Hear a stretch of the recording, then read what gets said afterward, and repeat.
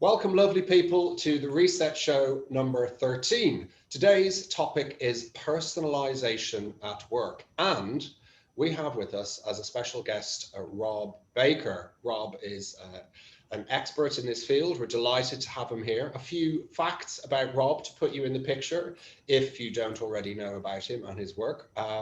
Generally speaking, the strapline for Rob is he's a specialist in bringing positive psychology to work, which of course is an obvious link to him as a guest on the Reset Show, as we are all big fans of positive psychology ourselves. Rob is the founder, and I like his title. I like your title, Rob. We can come to this in a moment. Chief Positive Deviant of Tailored Thinking. And Tailored Thinking are a leading evidence-based positive psychology, well-being and HR consultancy. Now, I should also say, amongst all of the things I could say about Rob, as Rob is a big advocate of bringing your best self and your whole self to work, and does a lot of work with organizations, encouraging them to make that part of their operational model, it would be remiss of me not to talk about some of the personal qualities of Rob, not just work Rob, but personal Rob. Don't be afraid, Rob. It's going in the same direction. Yeah. It's a family show.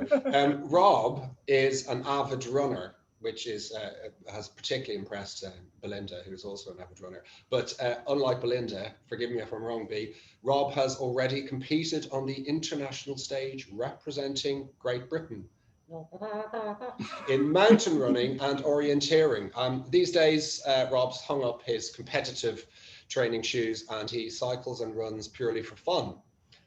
Like that's fun for some people, apparently, and enjoys his outdoor misadventures with his family in Durham. Rob, we are delighted to have you here. We'll be talking to you in a moment. Before we get there, it just remains for me to say welcome, one and all. Thank you for joining myself, Justin from Everyday Resilience, and Belinda from Fathom XP, Emma from People Lab, and our producer, Katie from People Lab as well, and our special invited studio audience. You know who you are. Thank you for joining us. I would like to hand over to Belinda to tell you a little bit about the Reset Show and why we're here. Over to you, B. So the Reset Show, we're now, I think, halfway through our second series, and we're loving it, and we're loving the feedback that we get. So we are obviously a live recorded show, plus the podcast and a YouTube channel. We really saw a moment in time, I think, to have a different sort of conversation, to reflect, if you like. We saw it as an opportunity to rethink and hopefully to rebuild and potentially to build a better normal in the world of work.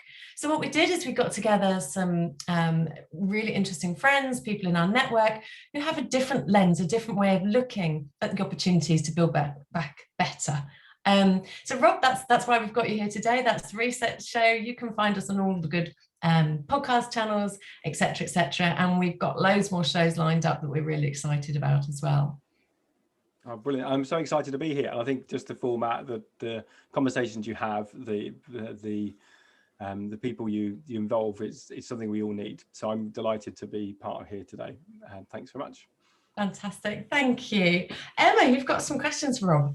I have. Rob, delighted to have you on the show. I'm a big fan of your work, a fellow positive psychologist, a fellow Kogan page author, and you know, fantastic to get you on. Is there anything though that we haven't said already that we should know about you? No, I think you've given a really good summary, or embarrassingly good summary, Justin. So thank you for that. The one thing I'd probably say that I think probably applies to everyone here is that I've also worked within kind of HR substantive roles. So although I'm now the founder of the consultancy and we're working in that space, the majority of my career has been in kind of working within organisations. And we'll probably touch on some of this, but I'm now aware of how my kind of thinking has changed since then, in terms of some of the things that I've done or been involved in, and thinking actually with hindsight, with speaking to others about the kind of experiences I've got, I would have maybe done those things kind of very differently. So that's the kind of maybe the thing that I'd say as well, just in terms of my kind of informing my thinking and the ideas that I'll share with you today.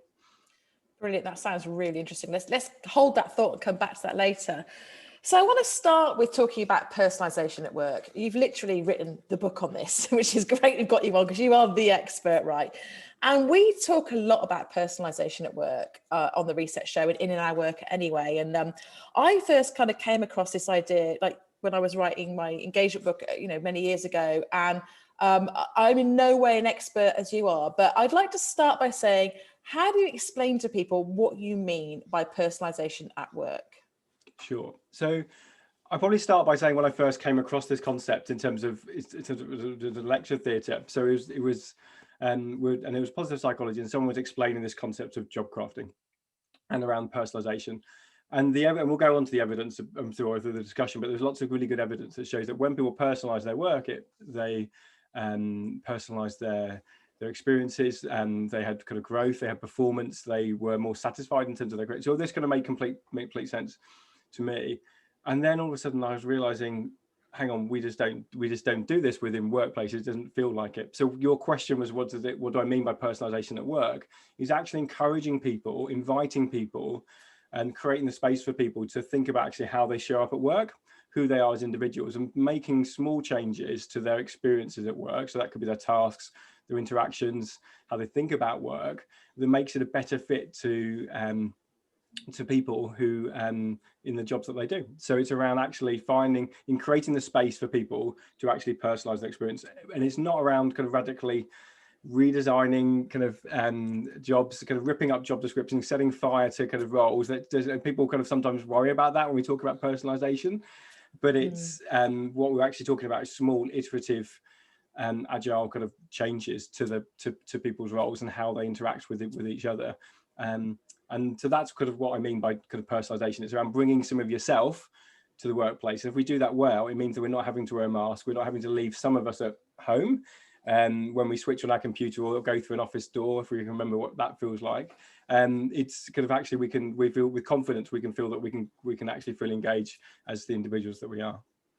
Brilliant, thanks Rob. That's really interesting. So to sort of delve into this whole field of job crafting, like you, I first came across it as well when I studied positive psychology, and I was like, that sounds amazing. And like I say, I'm in no way as expert as you are. So can you talk to us a bit more about job crafting? What is it, and what do we mean by job crafting? Yeah, sure. So the way that I would explain job crafting, and I talked a little bit about making small changes to how you do your job, how you act, interact, and think about your job. But the way that I often describe it when I'm speaking to groups is around, think about like a semi-tailored suit. So if you go into a shop, again, do you remember what those are? If you go into a shop and you can put on a suit or a dress, and it's kind of the basic design and the fabric is there, the patterns are there, but you can make small adjustments to it. Maybe change the buttons or make the kind of dimensions slightly better fit for you, so it's kind of more comfortable, kind of better, and it looks better as well. And when it comes to job crafting, that's exactly what you're doing with your job. So you've got the structure of the job. You're not fundamentally changing that job, but what you are doing is finding and seizing those opportunities to tailoring it to make it a slightly better fit. And when you look at the evidence into job crafting, how people do it, they tend to do it in very small ways. So it's not a case of radically kind of changing that job, although some people have crafted their job, kind of customized it in a way that actually they've kind of a year, 2 years down the line, it looks very different from the job that they started with. For most people, it's just on a day-to-day basis, finding ways to explore and experiment to do their jobs very differently. And would it be useful for me just to say a little bit where it came from in terms of that'd be great. Yeah. So the first kind of study that published this was by Amy Zwinicki and Jane Dutton in 2001, and they were. And I've had the privilege of being kind of speaking to both these people at length for the book and then preparation. And they write really well. So if anyone's interested in academic stuff, I'd definitely track down kind of some of their studies. And Amy Zwinicki and Jane Dutton were looking at job satisfaction and engagement within the workplace. And they're doing a study with University Hospital, and they were speaking to different kind of groups of professional functions within that hospital group, and just exploring what good engagement looked like, where did poor engagement look like. And they became interested when they looked at the data that there was some individuals doing, on the face of it, exactly the same jobs, but there were very different levels of scores in terms of actually people's engagement and satisfaction. In fact, they're kind of almost kind of disparate. So some people were very disengaged and some were kind of very highly engaged, but yet ostensibly doing the same job. And what they wanted to do was kind of investigate this further. And one of the groups kind of famously, I think, if you look into this research, and because Amy often talks about it, was around hospital cleaners. And they kind of interviewed these hospital cleaners and said, can you kind of describe your job to me? And some people describe their jobs as very low status, very menial, very kind of just cleaning things, low paid, kind of low opportunities for interaction. no guessing where they sat on the kind of that engagement continuum. And yet other people were saying they were really highly engaged who were highly engaged with their work, described their jobs as actually supporting the patients to get better, to provide a friendly face to people working in the family members in the hospital and staff members in the hospitals. So they found that people described their jobs very differently. They thought about it differently, but they also then found, when they scratched this a bit further through the interviews, that these individuals who were seeing their job as something more than just a kind of a transactional activity, they actually found opportunities to kind of personalize their jobs ever so slightly, to make it a better reflection of how they saw their job. So some cleaners said, actually, every day I'm looking for opportunities to smile at a patient who seems to be in a bed, who seems to be a bit kind of unhappy, so I'll do my best to do that. Or I might look out for family members who has got lost in the maze of corridors in the hospital, which I'm sure most of us would have seen. And one of the things that stuck in my mind is that one of the cleaners would move pictures around as they were cleaning them, just to try and make a more stimulating environment for people. And all these kind of behaviors were small things. Again, they didn't change the fabric of the job. It took a very small time component, but yet it fundamentally kind of reflected how that person saw their job, and in the same way fed into how those individuals kind of benefited from their job as well. And so since then, that was in 2001. And then since then, there've been kind of in academic terms, an explosion of these kind of papers. There's been 140, 150 kind of peer-reviewed papers that have been written on this kind of subject, kind of showing it. But that's where job crafting came from, and that's kind of hooked me in when I started hearing about those stories. And I was just curious about, actually, could you make this happen? And at the time, there wasn't much kind of studies of actually kind of bringing this to life within organizations. And that's kind of basically what I kind of fell into a rabbit hole of doing that. And I haven't stopped since, really, I suppose, Emma. So that's kind of what I've been doing. I love that. I think it's really interesting to hear where this came from. And we'll come back to this in a sec, this kind of idea of individual responsibility and accountability. So I think what the early study showed us was there's kind of some people that had the right mindset to just naturally craft their jobs and if I'm going to do this job, I want to get the most out of it, and other people don't. But let's just hold that thought for a minute, because what I'd like to do is just take the second point about how you've helped organizations to intentionally enable people to craft their jobs. And what does that look like? Because there's quite a lot in there, I think, in terms of the tools, the techniques, but I think, first of all, the buy-in, because like you say, whenever I talk to organizations about job crafting, they kind of react quite badly usually. They're like, but if, as you said, this idea, they'll rip up the job description, they'll do what they want to do, and that will be anarchy. So let's just start with, how do you help organizations to get good at this? What's the starting point? How do you help them, and how do you get that buy-in? Well, that's a really interesting question. There's lots of different ways, and I would like to say I've got a perfect answer for everyone here, and I'll give you my best answer today, and people can check in with me in a week's time to see if that's changed, because it probably has. But what I tend to kind of actually scope out, as you do, Emma, is in terms of actually understand what people's concerns are, to understand what the kind of, to get those out and then address those concerns. But fundamentally, most organizations will, if you speak to them, will actually say that the performance is at the heart of it. They care about performance, no matter what sector they're in. If they exist, it's big to have an output. And my challenge to people is saying, if you're really deeply interested in performance, then actually there is kind of an avalanche of kind of research and practical examples that shows that when people personalize their experiences, they tend to perform well. And that might be in the workplace, but that's kind of in the sporting arena. It can be in terms of education arena. Everywhere you look at it, actually, the more personalized experience you can create, the better people perform. And people kind of get that. So that's the kind of one point to kind of knock down one kind of concern, as it were, saying, actually, if you're really interested in performance, you should be interested in personalization. The second is actually to get people to actually explain, when people job craft, they tend to do it in small and responsive ways. So in the same way that people were very concerned, maybe in terms of COVID, of saying, we should, oh my God, we could never work from home. We couldn't monitor people. We don't know what they're going to do. Yet we know that for the vast majority of us, it's just worked. So if you trust people kind of will act responsibly. And the evidence and the research shows that people tend to craft in small ways. So it just doesn't happen anyway, to kind of that people do rip up those kind of job descriptions. And the third thing that I do with organizations is with a group is that actually I would almost I think I've done this pretty much with every project I've done, that I will always say we need to test this before we kind of go out. We should actually test this, and I get people to get 3 different groups. So I get one which are maybe the endorsers that tend to maybe be in the people function who you think you're going to get it. You identify skeptics who tend to be, and forgive anyone who's listening to this from these functions of finance or IT, they seem to be the skeptics, and so we kind of do something with those groups, and then we'll do a neutral group. So one we just don't know who's going to get this. So a very kind of smaller going to test. And the advantage of doing this is that you could have get them to kind of buy into it. It's not taking a big bang approach, which I think is often we do with organizations. We think we have to do it for everyone. You test it out. Secondly, you get some kind of stories and evidence about them using it. And if you can get kind of case studies and testimonials from these kind of skeptics of saying, actually, this is something that's really positive, then that gives you more powerful data to feed back to the organization saying, actually, this is how they're using it. This is what they're saying about it. And currently, when I'm doing these tests, I'm tracking at 90, I think it's 97% last time I looked at the things, of people would recommend, who've gone through the kind of learning experience, would recommend job crafting across that organization to colleagues. And that's a really powerful statistic when you're looking internally to do that. And also you can look at performance data as well in terms of actually what are the outputs of these teams and individuals relative to others. So I think go small, present evidence, and understand concerns. They're 3 things I would kind of advocate to people who wanted to kind of encourage people to explore this. Brilliant, love that. It's really practical and helpful. So just thinking about maybe a case study you can share with us of some client work you've done in terms of what you actually do to kind of, unleash the power, the potential of job crafting, because it sounds like a great idea. I think we're all bought in.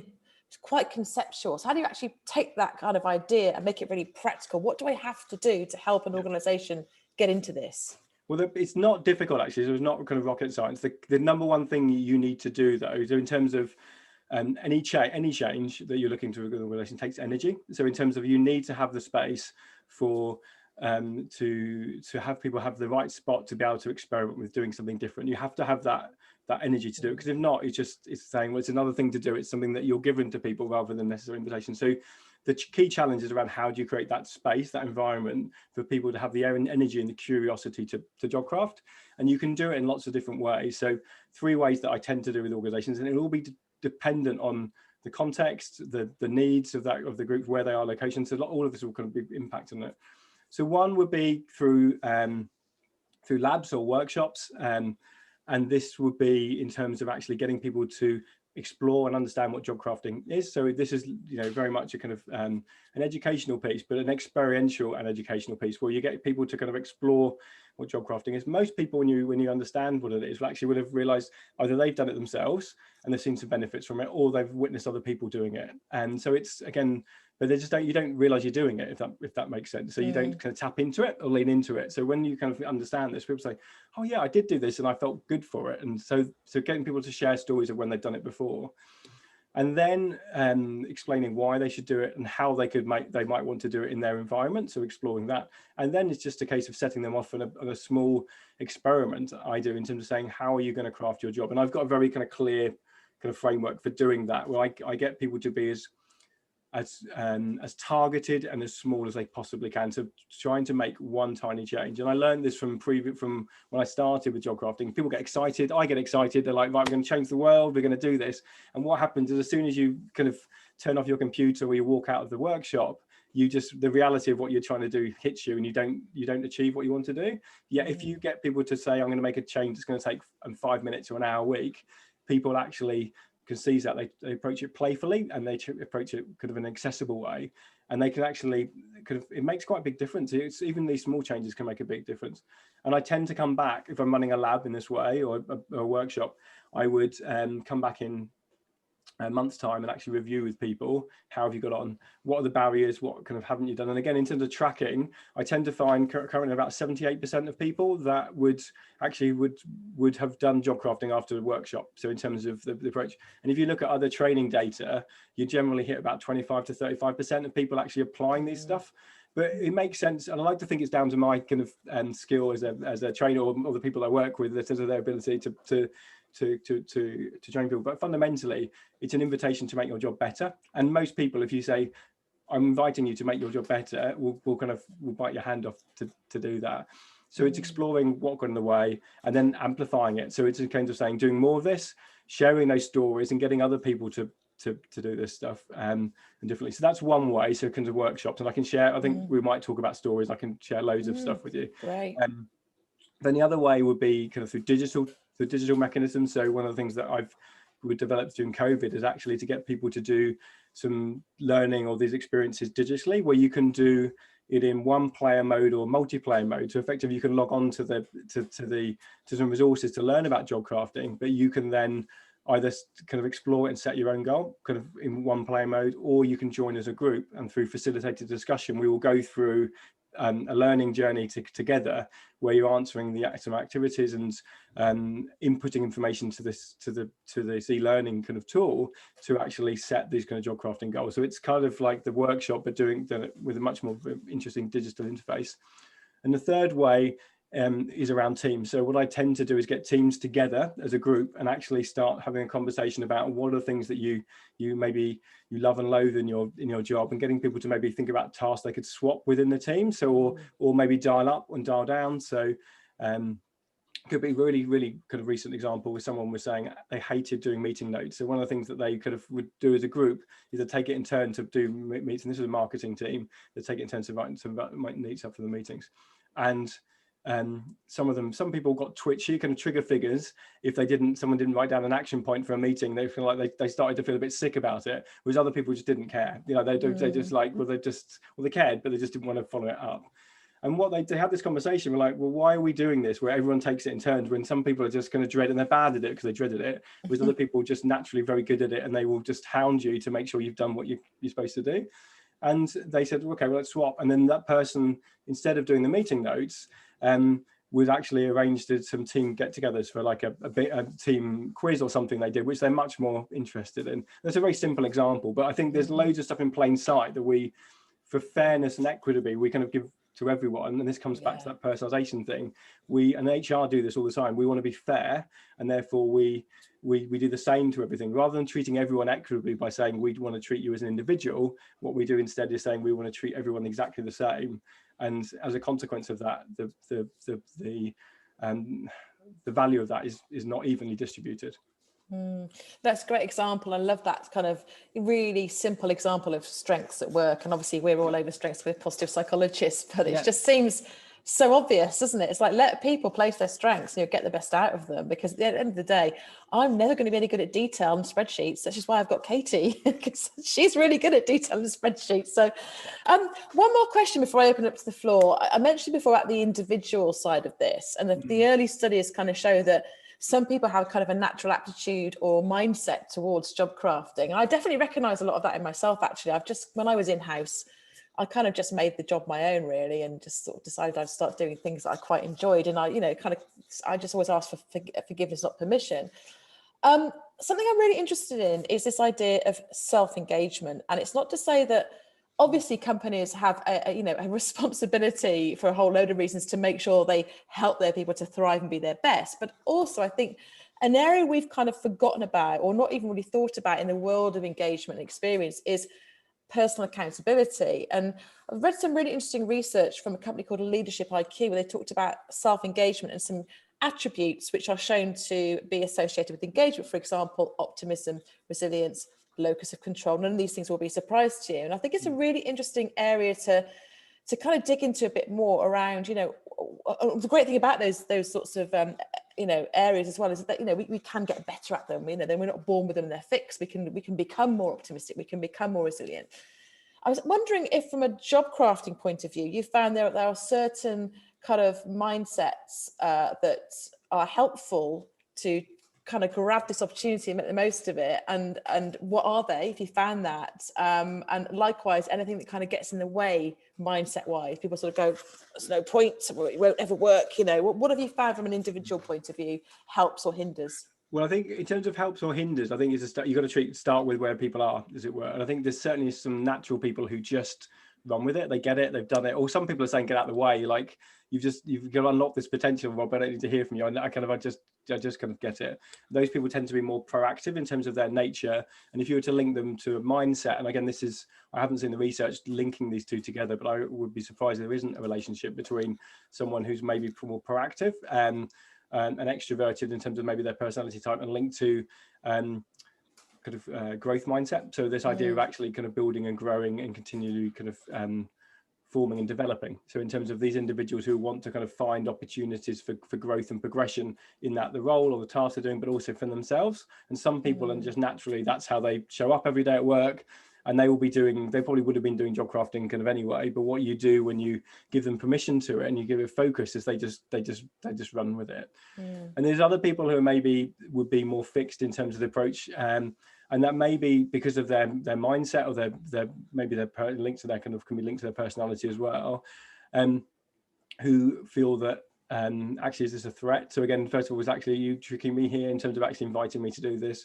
They might also then feel that actually they don't know if they've got the opportunity and to be able to do that. And there's some people that you present with, again, this is a positive psychology idea that we'll all be familiar with on this call, is around learned helplessness. So actually some people who have said, I've tried this in the past, but I couldn't, actually as soon as I tried to do something novel, I got beaten back by my manager or my colleagues, or the organization didn't support me. So they've had these kind of maybe experiences in the past where they've been kind of, I'm going to say beaten out of them is probably too dramatic a word, but they've, for whatever reason, they now just don't feel able to kind of, or willing to try it. And I think those individuals, you need to spend more time with them. So I think, again, job crafting to me is something that's accessible and available to everyone, but I always approach it as an invitation. So rather than obligation, because as soon as you see this as something that you've got to do, that's being forced upon you, again, you squeeze out of all the energy, the excitement from it. And actually what you need to be doing is lighting people up. You need to be kind of helping people and encouraging them to do that. And different people, depending on their mindset, will be slightly different. And I just you said I'm allowed to go off a tangent. And one thing in terms of tangents that I think people might be worth exploring in terms of a mindset. So growth mindset, fixed mindset are kind of quite well known. But one of the areas that I think was understood or underlooked at is around the benefit mindset. And the benefit mindset is saying, actually, what am I doing going to benefit to not just myself, because a growth mindset is generally looked at an individual perspective, but a benefit mindset is one that's actually saying, how am I benefiting my teams, my colleagues, other people? And I think, again, that taps into that job crafting approaches in terms of actually you are doing something individual for yourself, but you might be supporting and enabling other people through the work through this experimentation. It's not just about yourself. There might be positive outcomes from it as well. Love that idea of invitation rather than obligation. I'll definitely that's something I'm going to use, and benefit mindset as well. Justin, I'm going to come over to you because I'm sure with your background, by the way, you're on mute, just to let you know, I'm sure you'll have some questions or some comments for Rob based on what we've talked about so far. Yeah, wow, Rob, thank you so much. My notebook is full of things, and I'm sure it's the same for the others on the call. And we will unleash Belinda and Perry on you in a moment. I just so the thing that's just come to me is I'm wondering whether there's, to carry on this theme of mindset. So my area of interest is resilience, and in a way what we're talking about, all of those qualities. So the benefit mindset is obviously at the heart of resilience, because you're connected with others. Altruism is a really high indicator of resilience. So I'm wondering what your thoughts are about the relationship between the notion of resilience and the connection that might have with your work. Yeah, that's a really interesting question. And something I've explored a little bit, but not as fully as I'd like to Justin. I think there's a really strong relationship between job crafting and reporting of kind of buffering stress and anxiety and well-being, and that kind of links into that resiliency to kind of bucket, I suppose. And the best explanation I've seen for that, and the one that probably resonates with me, although again I think there might be other reasons for it as well, is around a sense of control. So the idea of a lot of the time when people don't feel resilient, or they internally, when I work with them, it's because they feel that they're out of control in terms of their kind of circumstances, and they don't know kind of where to start putting control in. They're spinning, and they need to kind of stop themselves from spinning, and then kind of be more proactive in terms of what they're doing. And job crafting is a way of allowing people to find one element of their kind of lives, be that the work life, that they can take an element of control and be curious about. And obviously as well, if they do it successfully, and this is one of the things I think is really important to start small, if you do it well, that gives you a sense of accomplishment. So you're stepping forward in a positive way, which is, again, helps people can come out of these negative cycles that sometimes you can get from when you're feeling anxious or not as resilient as you'd like to be. So I think there's a really strong link, and control for me is the heart of it. And when I came across job crafting in the first instance, I saw it. I wasn't interested in just in job crafting. I was interested in the way of actually giving people more control over their work. And that's kind of what I was looking for. And job crafting was just the vessel, and I've kind of just not got off the vessel yet, I suppose. So I think there's a really strong link. And does that make sense? What do you think? Yeah, and it's really interesting that you used the word buffering, because before this call, I had a conversation with Emma about that very notion. We're developing some work for a client about this 3-stage process of buffering, bolstering, and building. And I really like how straight away that sense of taking control, which you have with job crafting, instantly starts to build your buffer, and then starts to lead into bolstering as well, doesn't it? Because you take these small steps that starts to build long-term sustainable change. And you've also used the word proactive a lot, which speaks to me, because one of my sort of go-to tool when I start working with people is the Stephen Covey Be Proactive principle, the circles of control, because it's it's one of those old ones that is absolutely, there's no better job for that particular, no better tool for that particular job. People really resonate with it, especially at the moment with the amount of things that are out of our circle of control and influence, which is, pretty much everything. That people find that really helpful. Well, what can you actually do about that? What little thing can you take control of and start to influence? So yeah, I'm not surprised that it lands with you and that's part of your interest in it. And I often think we're all talking about the same thing, we're just talking about it through different lenses. So as well as our distinct interest in the topic, we're basically all talking about the same thing. Thanks for that, Rob. That was really helpful. Just building on that, Rob, it's interesting talking about control, because my route into job crafting was actually autonomy. So we've collected over the years hundreds, if not thousands, of what I call best experience stories, which we've analysed last summer finally. But we knew kind of what the data was saying, and one of the key themes that always comes out of every best experience story ever is autonomy. And I came to job crafting looking at how do we give people autonomy at work? It's quite a sort of abstract thing. Like, what's some practical tools? And that's how I came to job crafting. So kind of slightly different route, but same sort of thing. So, but yeah, I'm going to come to you next, if I may. I'm sure you've got some questions for Rob. So over to you.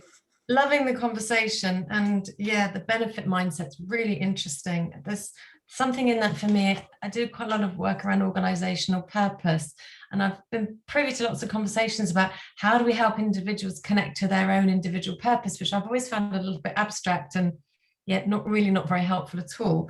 But that idea of actually, how can you do something meaningful in your work and craft your job in a way that makes your job more meaningful? That's some of the examples that I'm hearing. I think there's a really interesting link there that I would love to explore more too. But my question actually it's really sort of COVID or timing related, if you like. I'm just wondering what is the COVID context for this conversation? What conversations are you having with organizations now about job crafting, and how has that been changed by the situation that we're all living through? So it's a really interesting question. I think different organizations are at different states in terms of what we're doing.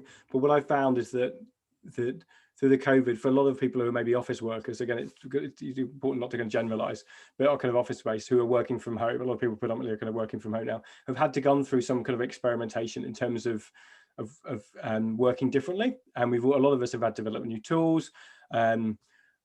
new ways of working, kind of new technologies. So there's a lot of people have been crafting to a certain extent, but this has been kind of forced upon them. And I think again, the kind of what we haven't got at the moment is a freedom of choice and so I think the interesting conversations I'm having with organizations is saying we're now moving to a spot where we can actually kind of prospect, I suppose, what work life will look like in the next 12 months, maybe even 5, some may be wanting to do it for 5 years or go further out from that space.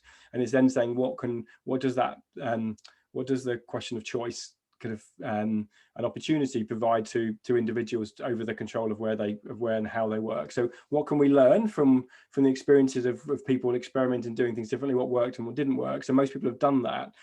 And then it's around building on those of that experiences to kind of actually doing it in a more deliberate, free way, rather than it being controlled by the kind of the state, as it were, in terms of and the kind of circumstances that we're in. The other thing I would just say as well, within the experiences and the map of COVID as well, which I think is I do this sometimes, is saying, well, we've all got experiences of working from home and other things, but actually we've got to think about the context that people are working in. So they've done it as homeschooling, they've done it with a global pandemic happening. So it's not a true experience, I would argue, of what it actually is to work from home. And again, exploring that with people. The job crafting, I often talk about different elements of kind of when, why. I said why twice there, kind of how well can you do your job, who you're doing it with, all these are kind of questions we want people to explore. And the questions that seem very present at the moment is around when are you doing your job, and kind of where are you going to do it. And I think why, coming back to your point around purpose, is a really important point as well. So those are 3 questions to explore with individuals that links to job crafting. Really interesting. Thank you. Yeah, and I love that. Yeah, we're not just working from home, we're working from home in a pandemic, which is very different. Well, I think again, I need to remind myself of this all the time. Like, it's just, I think it's easy for us to shortcut that, and we've got to be really, really honest, I think, and challenge back leadership groups and teams about that as well. Yeah, definitely. Yeah. Perry, I know that you'll have some great questions or comments. Maybe says setting you up here, but I know you won't fail me because you always have a really interesting take. So over to you, Perry. Thank you very much. That's nice of you to say so, and happy birthday, Rob. So I've got perhaps more a proclamation and then a question or two.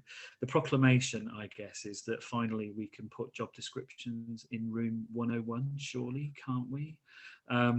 Because I think, there was a recent Harvard article, wasn't there, where a bakery was just hiring people. Just like you just had to turn up and they'd hire you and they'd teach you what to do. And the Body Shop said, yeah, we're going to do the same thing. If you're on the list, you're in. We're not going to put a job description out and spend stupid amounts of money going through competency interview. So on the one hand, you've got that radical thing. But then I think I love this whole sense that we craft what we want to do.